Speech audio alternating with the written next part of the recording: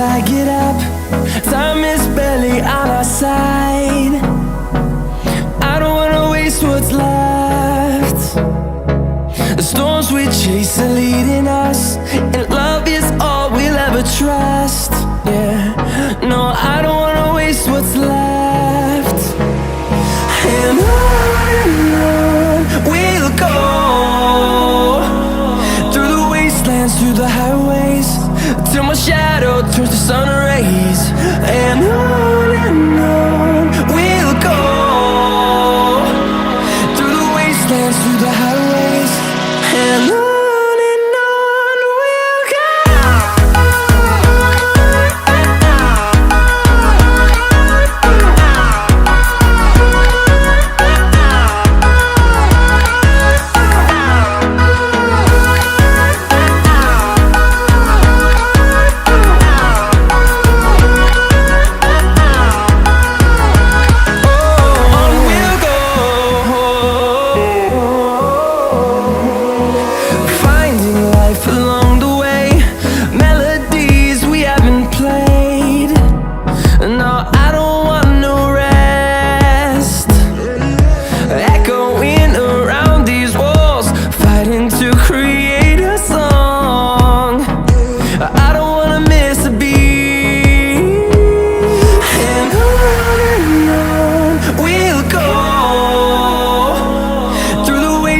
Through the highways, till my shadow turns to sun rays. And on we'll go, through the wastelands, through the highways, and on we'll go.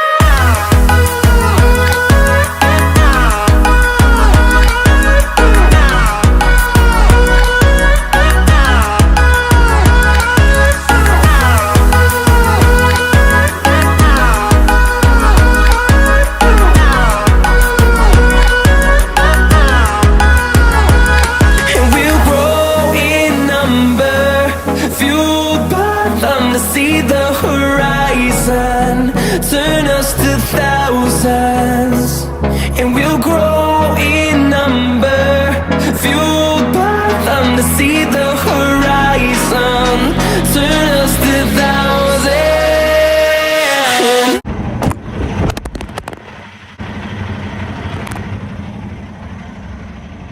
Oh shit! Didn't stay. Trying out a new show. We'll go through the wastelands, through the highways, till my shadow turns to sun rays. And on we'll go, through the wastelands, through the highways, and on we'll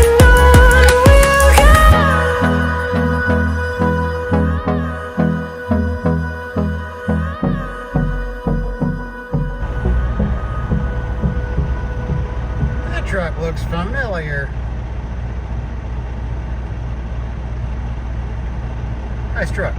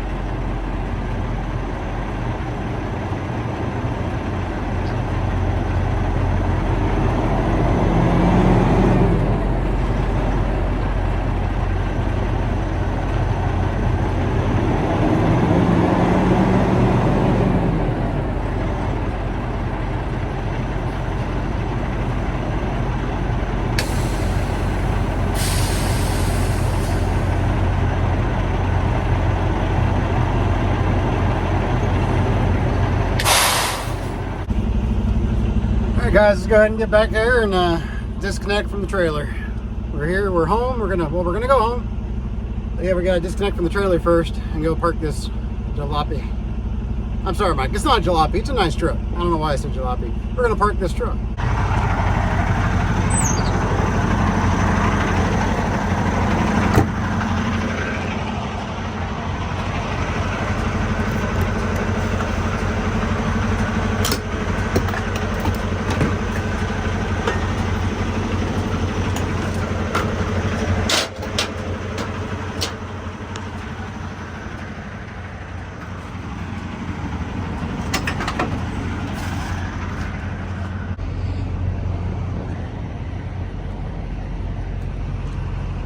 You got to push her back a little bit so it's on that concrete slab a little better. Since I've already disconnected, I'm just going to go ahead and lower the landing gear almost to the ground. That way, you know, I don't have to like re-latch the fifth wheel on it. But where the slide is only going to slide and drop like an inch. So we'll get that done.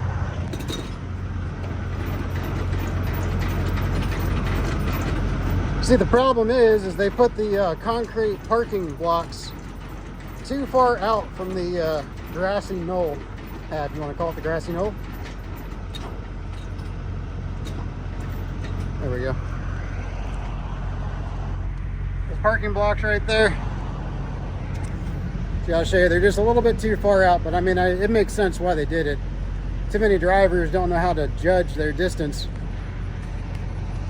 So they were backing into the grass over there with their ICC bumpers, and you can just see where causing all sorts of damage to the grass all the way down. So they put the concrete blocks that far away. And so if you have the tandems slid too far back, which I don't, I can back up far enough. But if you have the tandem slid too far back, you can't get the landing gear over the concrete slab there. All right, let's go ahead and back her up just a little bit. I got to reattach an airline here. The red airline should be all we need to reattach. It's going to back her up literally like 3 inches.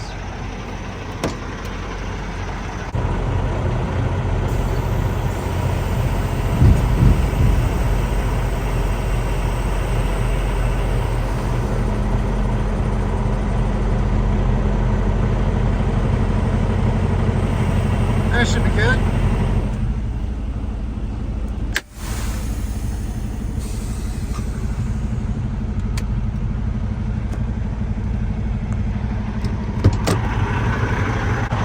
Like I said, wanted to lower the landing gear so it wasn't going to drop very far. If it did drop, but it didn't, so we're good. All right. Woo!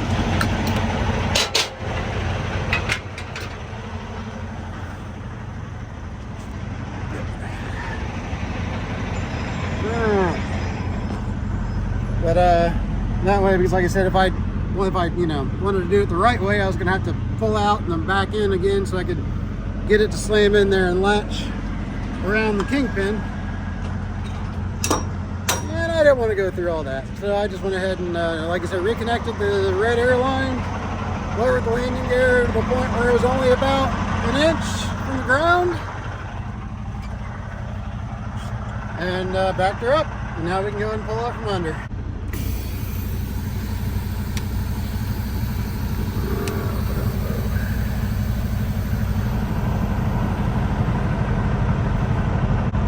Well, I'll say one thing I don't like about this truck is it does not have a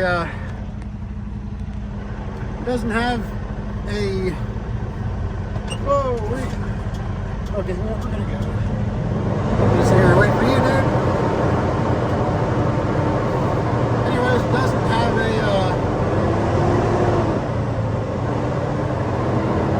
airbag deflation switch.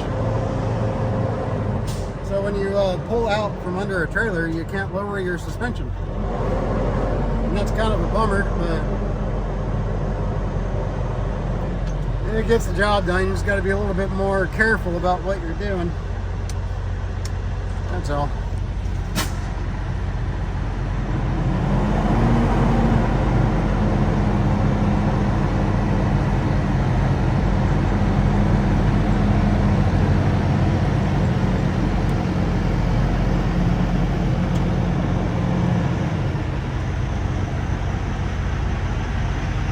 right.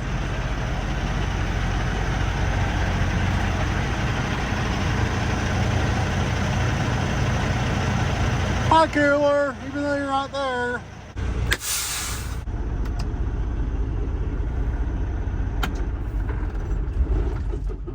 Oh, hey, look, they're twinsies. Look at that. Missing lug nut cover. Missing lug nut cover. Ah, he's got two missing lug nut covers. Well, shit. We're not twinsies anymore. Damn, man. I thought we were twinsies.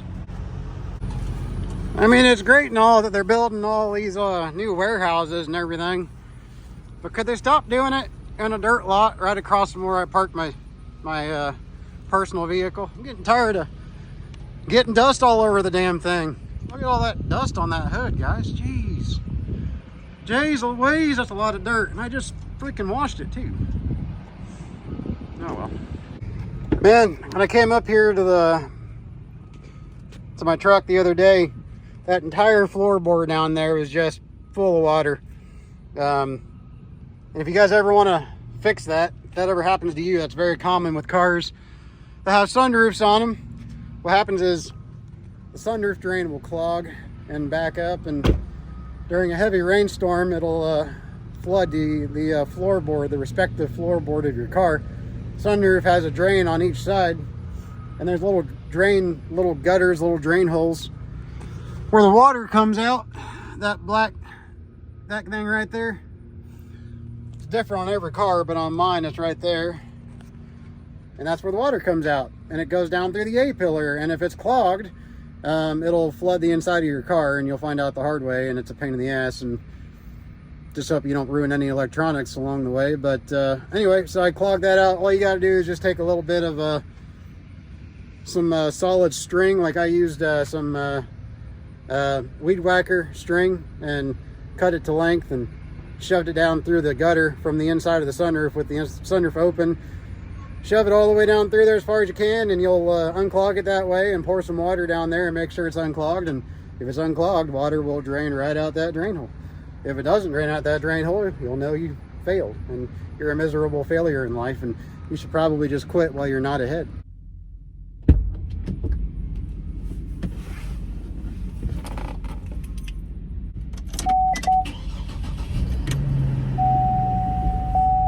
I will say that it's kind of strange how ever since turn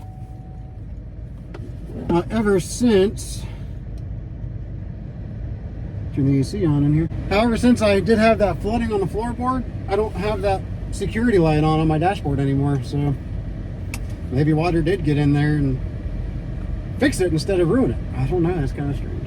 Anyways.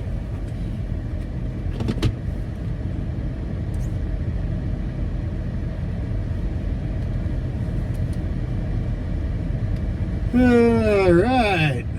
Well, guys, I had a DOT inspection today in Kentucky, down there at the Corbin, Kentucky scale. I was running behind yesterday. I stopped and Mr. Ort wanted me to get the first PM done on that International. So you know, I get it done there at the Speedco down there in Knoxville, and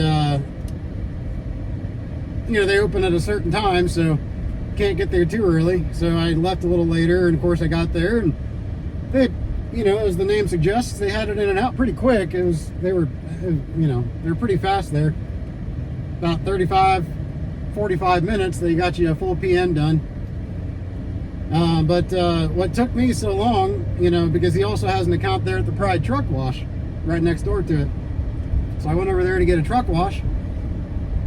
And I was the third truck in line, and it took me over 2 hours to get through the line. Apparently they had some technical difficulties, and you know, truck washes like that, once you're in, you're not going anywhere. So I was committed. I had to stay there and wait the whole time. Well, anyways, it put me all sorts of behind. And so I was driving up there, Kentucky, at the times that the scales were open, instead of being able to drive through to Kentucky like a ninja with the cover of darkness. And I got pulled into the scale, and they did a random on me, pulled me behind the scale, and got back there, and the guy was super cool, really nice DOT officer. As soon as I pulled into the spot to go check in, I was getting my paperwork gathered up to go walk into the office and check in and give them whatever they needed. But apparently they wanted to meet me out there. So whenever they meet you out there with their squad car, with their cruiser, you know it's more than just paper. So he met me out there in his Chevy Tahoe. You know how the Kentucky State Troopers have what they drive. And he was like, hey, don't worry, you didn't do anything wrong, I'm just doing an inspection on your truck. And that's what he did a level 2, so just kind of a walk around of the lights and thumping of the tires and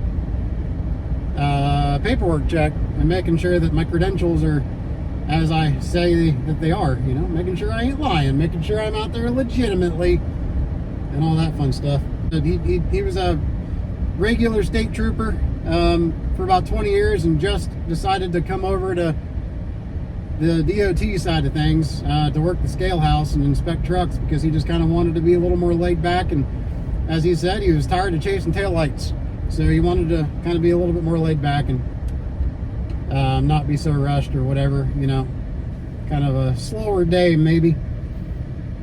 But I asked him straight up, you know, I'm like, hey, what's your thoughts on the English language proficiency status and, you know, enforcements and all that stuff? And these are his words, so YouTube, don't demonetize me, I'm simply quoting somebody. But anyways, his words were, I fucking love it. And I fucking love that. He just like I said, down to earth Kentuckian. But yeah, I really like to hear that. I like knowing that they're enforcing some of these rules. But it was funny though, he said the funny thing is once they started doing that, everybody could magically speak English. I'm like, yeah, well, you know, it's crazy the kind of stuff that's going on out there. You know, I'm about to get a little political on y'alls. But, you know, I saw somebody post on Facebook today, a liberal friend of mine posted on Facebook saying that Stephen Miller wants to deport the immigrants. You know how they never preface it by saying they never qualify that term by what it really is, by what we really mean. They never qualify it properly by saying illegal immigrants, right? They always like to make it, you know, the bleeding heart argument, and they say the immigrants, like every Tom, Dick, and Harry that came over here from another country legitimately and put in the paperwork legitimately. It's like, you know, we're just we're just all, you know, racistically, is that a word? It is today. We're all racistically kicking them to the curb and booting them out of our country. When that's not at all what's, ooh, that sounds good. AMG. Nice. That sounded really good. GL63 AMG. That sounded good in front of me. Mother of God. But it's like we're all kicking them out just to kick them out. But it's the illegals that we're kicking out. But their argument in this, if you ever notice too, these liberals aren't smart enough to put anything into their own thought. They steal thought by copy and pasting memes. They don't put anything into their own thought because they don't have their own thought. They're schools of fish. I don't know if you saw that spit just come out of my mouth, but they're schools of fish. They just follow the leader. They don't know, that's what they do. They just follow the leader. They don't conduct their own schools of thought. They just don't know how. They put a meme up saying that immigrants, again, not illegal immigrants, but immigrants contribute somewhere around $75 billion, $80 billion a year to the tax system, which we'll pretend it's true. It might be true. If you Google it, it doesn't give you a number. I tried Googling it. It says tens of billions. That's all. They say it's hard to keep track. They say tens of billions. So on the high end, we'll say $80 billion. Their argument is that, we're going to kick out these immigrants that put, $75, $80 billion into the system, So we're kicking that much profit, that much revenue out, right? That we're kicking them all out. And so we're gonna hurt the system, so to speak, because we're gonna lose all that income or all that revenue, whatever you wanna call taxes. Why is a Jeep Grand Cherokee got a freaking shitload of ducks on his dashboard? You ain't a Jeep, my friend, says the guy driving a Trailblazer, but I don't have any ducks on my dashboard either. But I'm sorry, a Grand Cherokee does not count Jeep enough for ducks. I mean, really, the ducks are the stupidest thing ever in the Jeep world. I don't understand. Neither here nor there, YouTube. Anyways, back on track. What was I thinking? What was I talking about? Their argument is that because they contribute to the, welfare state, so to speak, that they should not be kicked out. Now, here's my argument, and I thought about this all on my own. I didn't have to find a meme. I didn't have to, steal somebody else's train of thought. This came to me within seconds, mere seconds, because I am a genius when it comes to this stuff, when it comes to thinking as my own person. That's like saying if somebody breaks into your house, despite the fact that they are now a burden on your resources, they're taking food from your refrigerator, they're stealing jobs from your kids, which are driving the wages down on what you pay your kids for an allowance, because now you've got to share that with with the person that broke into your house.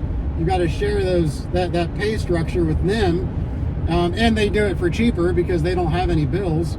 So, they are doing the wages, they're taking cheaper wages to do the same work. So now your kids can't afford stuff that they could have afforded previously, like going to the movies. So now you have to subsidize your kids more because they can't afford what they could afford before. And now you're spending more for your kids to do things, but they contribute 1%, because that's what that $75 billion amounts to, is 1% of the overall welfare system that the actual civilians or citizens put into. They put into, if you Google that, you can get a solid number. $7 trillion a year is what the American citizenry as a collective, that's what they put into the system every year. So 75 billion out of 7 trillion is 1%. Okay, so let's say that criminal that breaks into your house, sure, now he'll pay you, he breaks into your house, but he's going to pay you 1% of your mortgage to stay. The average mortgage these days, sadly enough, is close to probably around $3,000. We'll say $3,000 a month for a mortgage these days. And that's kind of probably on the low end, honestly. That's probably being conservative, fiscally speaking.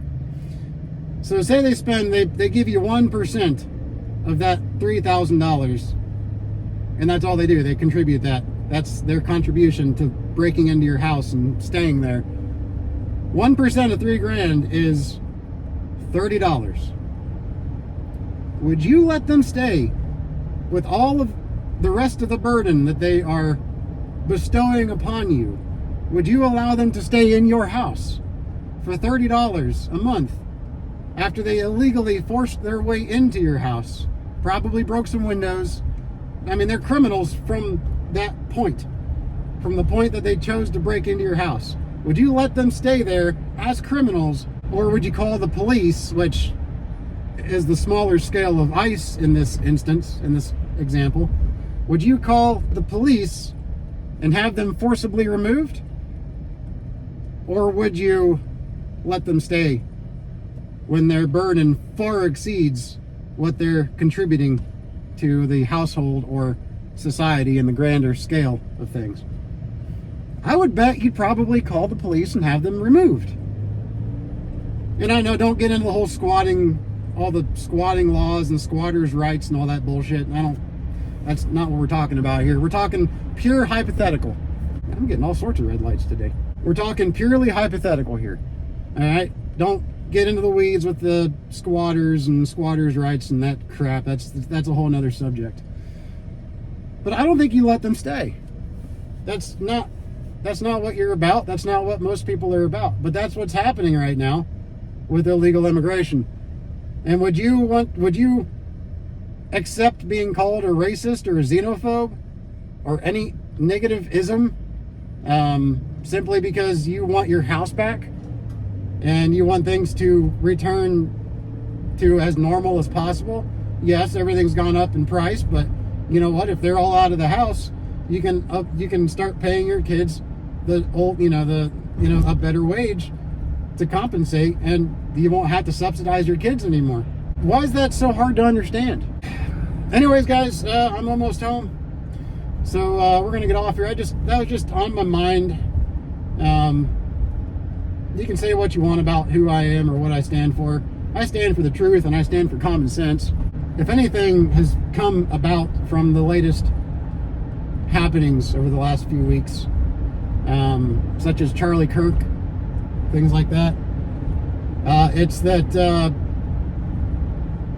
I don't give a shit what people say. I'm gonna give my opinion, and this is my opinion, guys.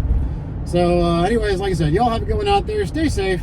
Keep surviving to thrive out there, even though the economy is absolutely terrible with all these illegal immigrants here driving down wages and, utilizing our resources without respectively replenishing the resources. You can't replenish the resources they're taking with paying in. Oh, what the hell? The power lines were dangling. Anyway, you can't replenish resources on 1%. You just can't. All right, y'all. We will talk to you guys all in the next video. Like I said, keep surviving to thrive out there. Stay safe, guys.